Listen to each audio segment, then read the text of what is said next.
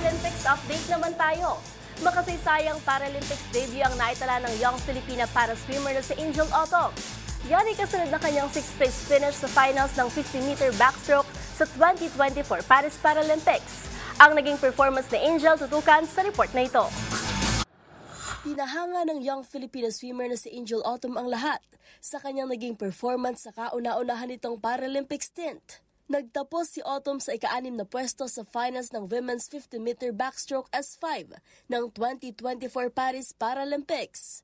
Nakapagtala ang Filipino swimmer ng 44 seconds para masecure ang 6th spot out of 8 finalists. Nakuha ng China ang 3 podium finish. Ang World at Paralympic record holder na si Lu Dong ang nakasecure ng gold medal with 37.51 seconds. Si He Sangao naman sa silver with 39.93 seconds. At Liu Yu sa 3rd spot with 42.37 seconds. Magugunitang bago ito. Unang nakalusot ang 21-year-old Paralympian sa hits clocking 44.3 seconds. Magbabalik aksyon ang 7-time ASEAN Para Games gold medalist sa Biyernes para muling subukang makasecure ng medalya para sa Pilipinas sa women's 50-meter butterfly.